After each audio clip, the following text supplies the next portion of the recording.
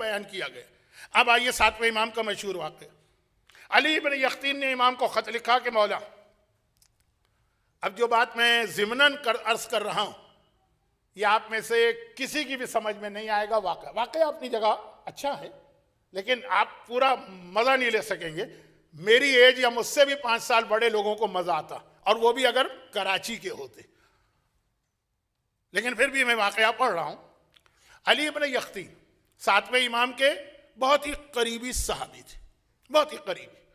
अली इब्न यक़्तीन, बल्कि यक़्तीन असल में इनके बाप, वो अहले बैत के मानने वाले थे, तो जिसकी वजह से उस वक्त की वो बनु उमय्या का आखिरी ज़माना था, तो यक़्तीन को भी फरार इख्तियार करना पड़ा, यानी हिजरत।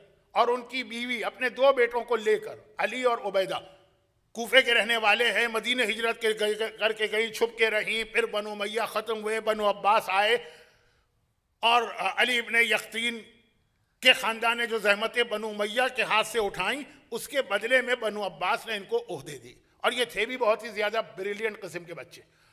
अली इब्न यक़्तीन बड़े हो गए, हारून रशीद के हाथ में हुकूमत आ गई। उस ज़माने का हारून रशीद, जो फ्रांस के बादशाह शार्लेमेन से जिसके ताल्लुकात थे, और फ्रांस घुटने टेकता था मुसलमानों के सामने, वो तो गोल्डन एरा है इस्लामिक हिस्ट्री का, हारून का ज़माना।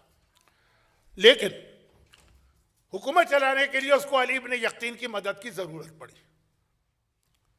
जो मैंने लास्ट स्पीच में या उससे पहले वाली स्पीच में कहा था कि 5वें इमाम ने कहा अपने आप को इतना सलाहियत वाला बनाओ कि तुम्हारा दुश्मन भी मोहताज हो जाए। लेकिन अली इब्न यक़्तीन जो थे वो अपना अकीदा ज़ाहिर नहीं कर रहे थे। इमाम मासूम से आकर कहा कि मौला, अब हारून के हाथ में हुकूमत आ गई, इससे पहले इसके बाप वगैरह थे, फिर भी काम चल गया, ये तो बड़ा जालिम है, और आपने मना किया है कि जालिम की हुकूमत में नौकरी जायज़ नहीं।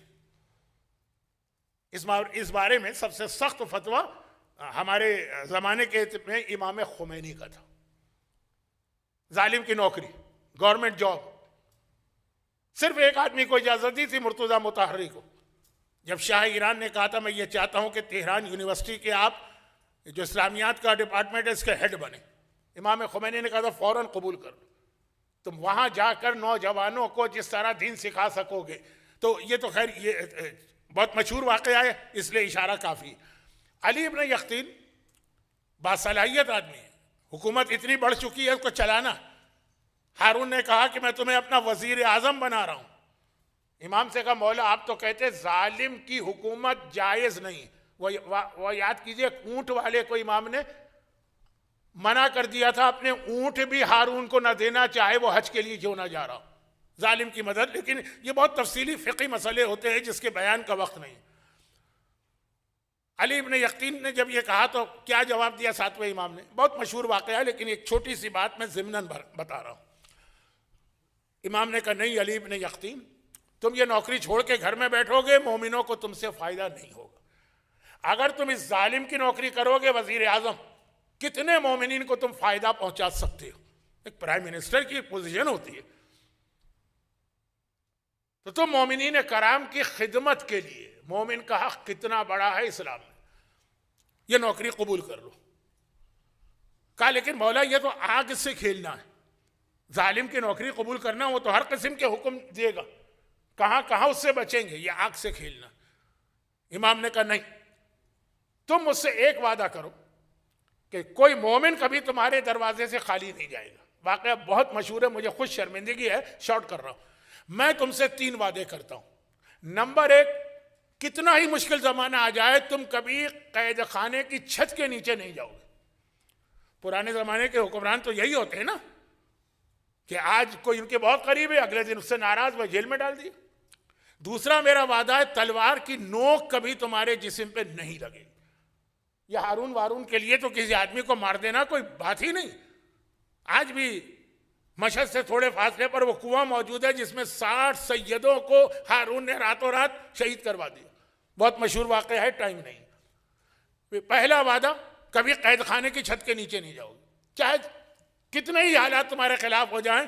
हुक्मरानों के दरबार में साजिशें भी बहुत चलती हैं, ये इसको हटाना चाहता है, वो उसको हटाना चाहता है, वो उसके खिलाफ लगाई बुझाई करता है, वो उसके खिलाफ गीबत करता है, वो उस पर इल्ज़ाम लगाता है। अब हारून ने जिसकी बीवी यहिया बरमकी ने हारून को दूध पिलाया, उस खानदान पे क्या जुल्म किया। वो थे दोनों ही जालिम, लेकिन कभी पढ़िए तारीख में तो खुलासा यह है कि इमाम ने कहा मेरा वादा है, कैद खाने की छत के नीचे नहीं जाओगे। नंबर 2, कभी तलवार की नोक तुम्हारे जिस्म पे नहीं लगेगी। नंबर 3, जहन्नम की आग तुम्हारा जिस्म नहीं छू सकती। तुम ये वादा करो, मैं ये वादा करता हूं।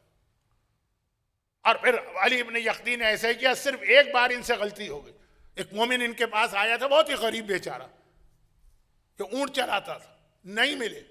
जब इमाम से मिलने गए अगले साल हज पर, इमाम ने घर का दरवाजा नहीं खोला। जब इन्होंने तलब के कहा मौला मेरी गलती यह है कि अगर एक हमारे मुहिब के लिए तुम्हारा घर बंद है तो तुम्हारे लिए हमारा घर बंद है। कहा मौला मैं साल में एक बार मदीने आता हूं, अगर ये ज़ियारत से महरूम रहा तो 1 साल बाद चांस बनेगा। कहा नहीं, अपनी गलती मानते हो? कहा मानता हूं। कहा जाओ बकरी के पीछे मेरा नाम लो, या बाब अल हवाइज।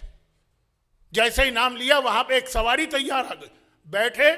एक मरतबा आंख लगी, यानी झोंका आया, आंखें बंद हुई, आंखें खोली तो कूफे में, और बहुत ही गरीब इलाके में जिसको स्लम एरिया कहते हैं। समझ गए कि सवारी यहाँ क्यों आई है। पहला दरवाजा खटखटाया, वही इब्राहिम निकला। घबरा गया वजीर आजम, जमीन पे लेटे और कहा कि अपना पैर मेरे रुखसार पर रखकर अच्छी तरीके से मलो ताकि तुम्हारे पैर का निशान बन जाए, ये मेरी तौबा की कबूलियत की निशानी हो। वो तड़प के कहता है कि आप वजीर आजम भी हैं और 7वें इमाम के नायब भी हैं, मैं ये गुस्ताखी कैसे करूँ? कहा मैं यहाँ से उठूंगा नहीं।